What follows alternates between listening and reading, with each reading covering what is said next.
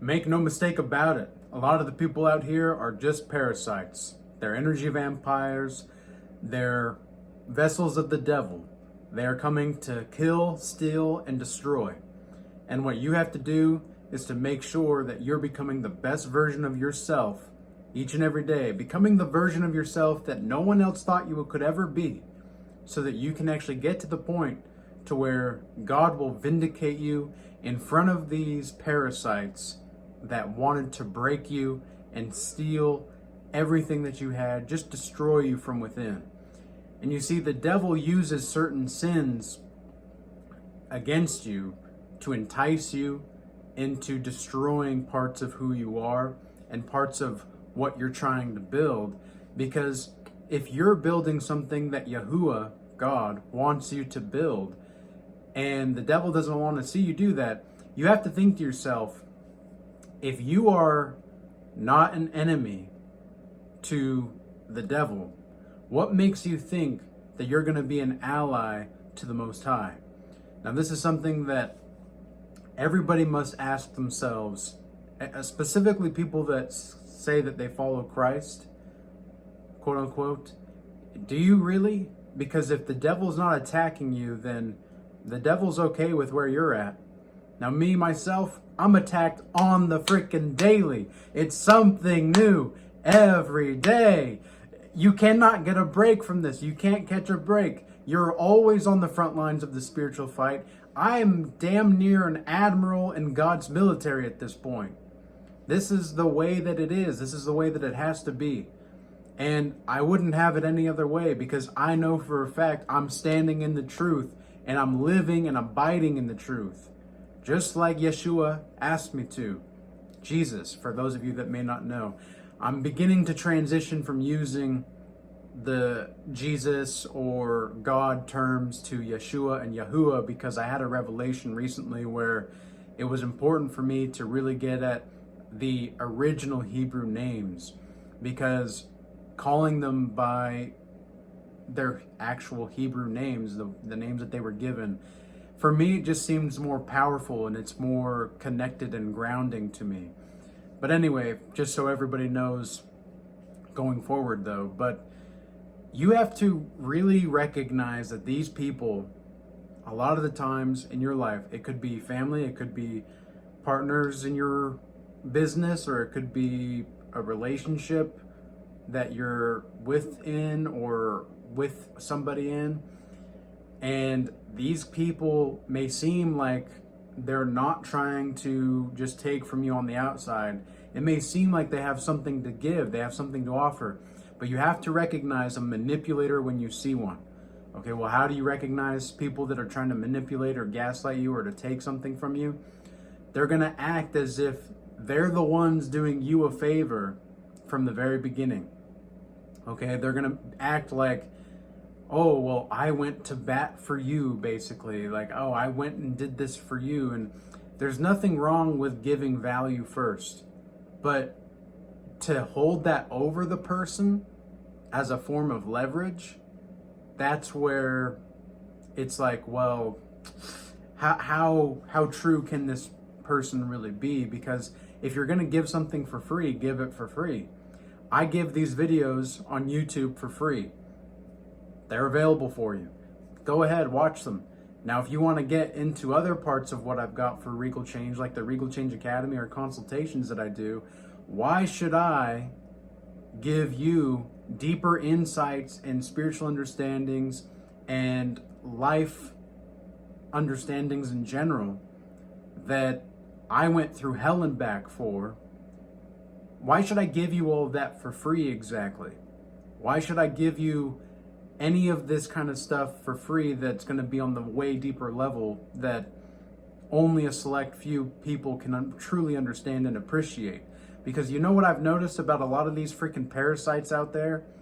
They always want a handout. They always want somebody to give them something. They always want somebody to show them the way, the easiest path without having to do any work. And some of these people will even say, yeah, I want to do XYZ without doing any kind of work. That's what I want. Well, good luck with that. Like, good luck. Tell me how that turns out, because I've had to work every single day of my life. Every single day I've had to do this spiritual fight. Because this spiritual fight is work. Okay? That's why I say I do not take days off. Because number one, I really don't. I think everybody should do something creative, physical, and intellectual every single day, along with meditation. And when I say meditate, I don't just mean to empty your mind. I mean to restructure your thought algorithms and notice what it's like to exist as you in this world. Because you are part of the world, but you're not of it, right? That's what it means to be a godly person, is to actually leave the dent in the world that you are here to make, but to live in accordance to the Most High's laws, statutes, and commandments. And when you do such a thing, that's why these people, these parasites, are pissed at you. They're angry. They just want to take from you because they see your light, they see your shine, they see the way that you glow, they see the way that you're acting in life, you're moving in life, and they want a piece of that. They want a piece of that, but they don't know how to do that on their own. They don't want to actually do the inner work that it takes to get to that level, so they'll just take from you because they don't have any kind of understanding of what it's like to live as who they really are, because everybody's hiding behind a mask nowadays. Everybody's trying to hide a mask. Everybody's got this fake smile that they'll smile right to your face while trying to steal or trying to coerce you or finesse you. And it's like, you guys, a lot of these people that wear the greatest masks think that everybody else is stupid. Okay, I know for a fact people aren't stupid. They just believe that people are being more honest than they really are. Now, that kind of is a form of stupidity in some sense, because, it's a bit of naivete, but a lot of the times people don't want to believe that the world is as cruel as it can be and is. This is a cold world, okay? In the Bible it says that the love of many will wax cold in the end of times. And really in those days, right? Well, I'm not saying that we're necessarily in the end of times. I do, however, think that it's entirely possible that we are in the wake-up call times and we are entering an end of time era. But make no mistake, Yahuwah will reward you for being obedient to him in these times, in any times, really. But you've got to make sure that you're actually doing the inner work. You got to make sure that you're actually self-reflecting and that you're self-examining, and then you're actually growing in self-awareness. Because the number one thing that people lack most nowadays is self-awareness. Everybody overthinks, everybody's anxious, everybody's this, everybody's that. And I really think that if you're in depression or anxiety, if you're in depression, you're stuck in the past and you're not allowing yourself to move forward. But if you're having anxiety, you're living in the future and you're not actually allowing the present moment to be as it is. So how do you get to the present moment? How do you get to the now? Well, you accept everything for what it is and as it is, but you don't try to purposely go out there and force your things into existence. Because anytime you try to force something in the universe, you try that and see what happens. It goes against God's laws. It goes against the Most High's laws, statutes, and commandments. You cannot force anything in this world. But what you can do is you can bend reality to your will. You can. And I know it because I've seen it and I've done it myself. But you have to be going in accordance with the Most High's laws, statutes, and commandments. If you're not, then of course there's going to be Satan and demonic-like experiences or spirits that are going to try to entice you to sell your soul or parts of your soul so that you can get certain forms of power. And on the outside, you'll look like you have the power. You'll look like you have the things that you've always been wanting. But these people are so stuck in the material world. Like, that's why they're parasites. They need to feed off of other material things all the time. They need to do this all the time, because if they don't,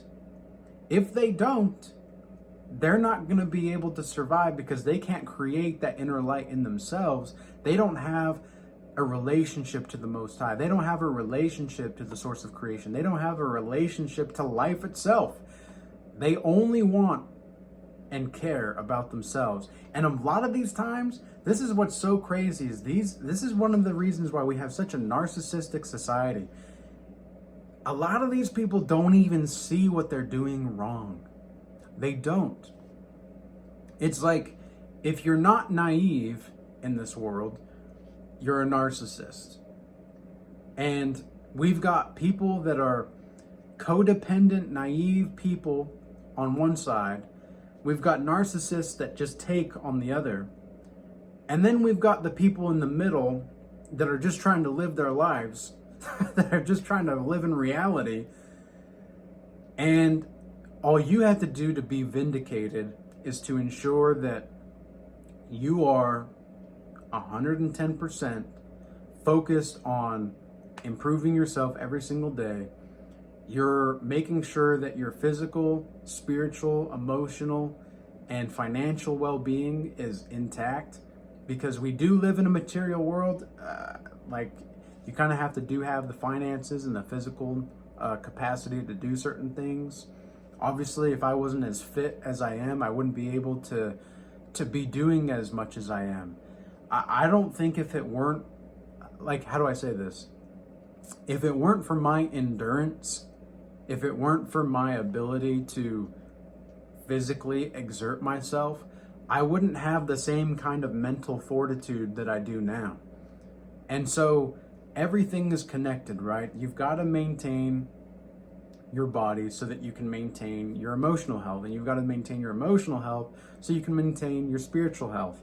And you've got to maintain your spiritual health so that you can fully encompass and understand the physical, spiritual, emotional, and financial parts of your life. And this is why I encourage everybody to do something creative, intellectual, and physical each day, as well as meditation. All right? So you do those things, those simple steps, and God will vindicate you in the long run. God will absolutely vindicate you. Follow Yeshua. Follow the Most High's law, statutes, and commandments. You'll get there. You'll get there. And these people won't even see it coming. You might not even see it coming. But it's almost like Yeshua will give you the opportunity to show these people who they really are, because that is going to make all the difference for you demonstrating to them that you were who you said you were all along. And they just didn't believe you. So with all that being said, the 7 Deadly Sins classes did begin yesterday. And so the registration is closing today. And so if you want to join, you can still join. But after that, the Regal Change Academy, we are moving forward. We are going to bigger and better places, with or without you. And what we're really trying to do is provide cutting edge educational experiences that are going to empower you to prosper, and that are going to help you grow closer to the Most High, build your brand and purpose, and really ensure long-lasting relationships. Now, also, I want to just say that if you want to join the free Discord for the Regal Change Academy, you can check out the link in the description box below. Both of those links are in the description box. I also want to thank everybody that's been moving from YouTube over to X and Rumble recently. I really appreciate your guys' support there. And with all that being said, peace be with you. Till next time.